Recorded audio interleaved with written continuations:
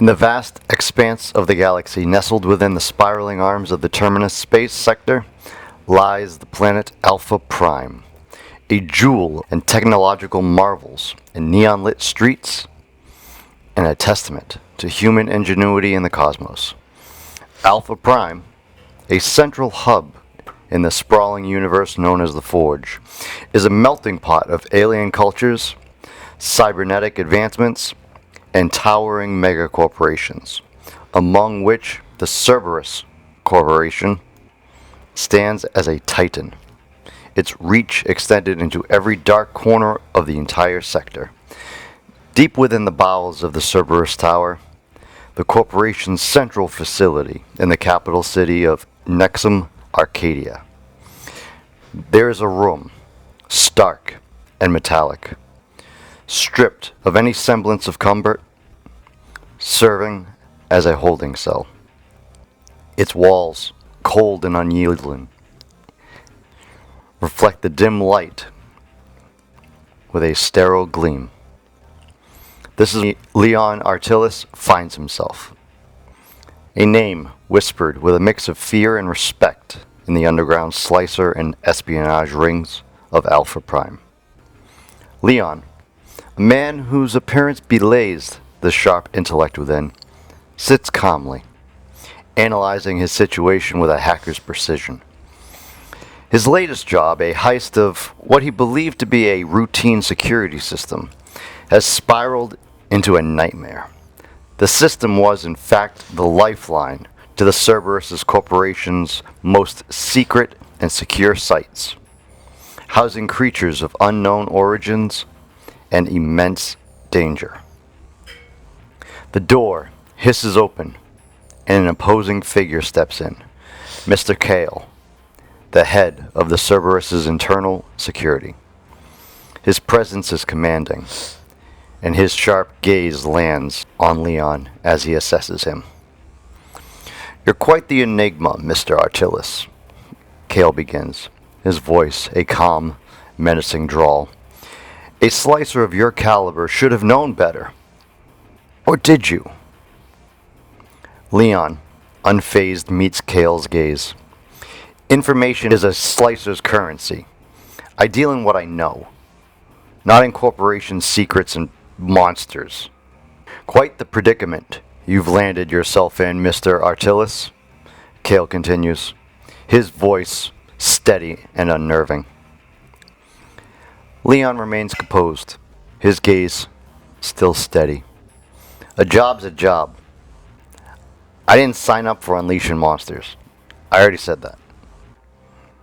Kale, with a hint of a smirk on his face, places a folder on the table in front of him. "But that's exactly what you did, Mr. Artilis." He flips it open, revealing photos and documents. The first picture of a young woman, a name across the top reading Narritive, Ontario. Beneath her name, her employee photo. Her smile is bright, her youthful eyes full of life.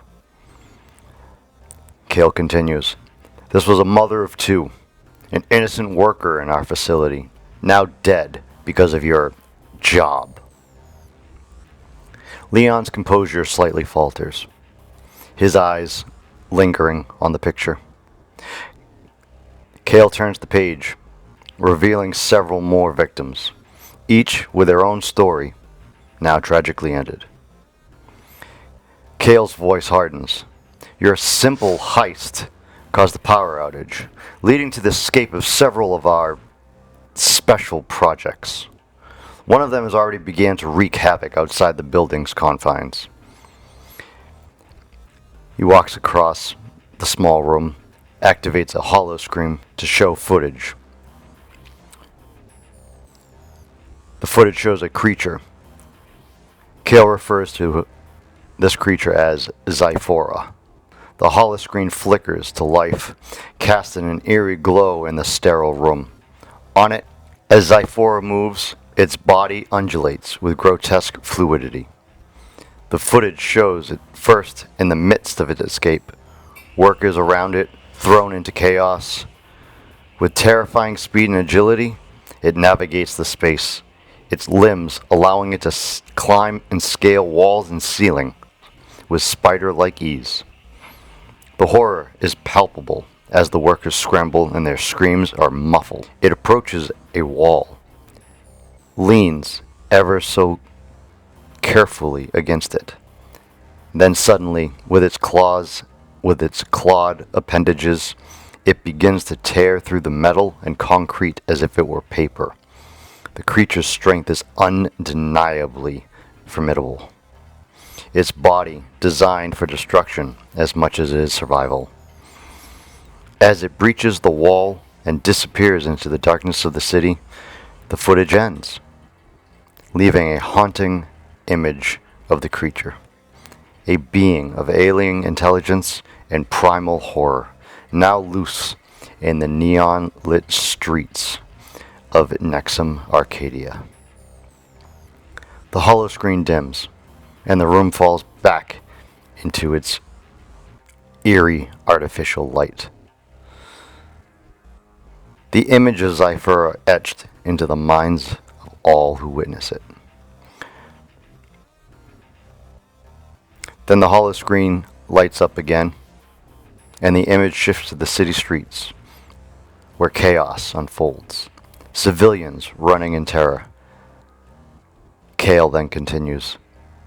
The city security feeds are on a delay. A costly arrangement we have with City Hall, but in 1 hour, the footage of these attacks, along with some evidence we've arranged for your involvement, will be permanently archived. Leon's mind races, the weight of his actions crashing down on him. Kale leans in, his voice low and dangerous. However, Mr. Artilis, we can turn this into a mutual opportunity. You will retrieve our lost assets and infiltrate this Chief of Police city office. You will erase all records of this incident. Do this, and you gain your freedom, a clean record, and a lucrative position within the Cerberus Corporation that will make your former life look like poverty and child's play. Fail, however, or refuse, and you'll be responsible for more than just a power outage, as I'm sure the authorities would love to learn about your past and your talents. The offer is a poison chalice. Freedom, laced with guilt and manipulation. Leon sits in the dimly lit room. The folders on the desk in front of him with images of those lost staring back up at him. A stark reminder of the stakes at play. His decision will not just shape his future, but also the fate of many in the neon-drenched streets Nexum, Arcadia. The doors close with a definitive hiss, sealing Leon's fate with the echoes of a choice yet to be made. Thank you so much for listening, watching, and tuning in alongside us as we see what adventures and troubles await these characters each episode. Join us through this endeavor with a like and comment, subscribe, and share with someone else who may enjoy as well. And remember, until the stars fade and the credits roll, may your vows be strong and your sagas be epic.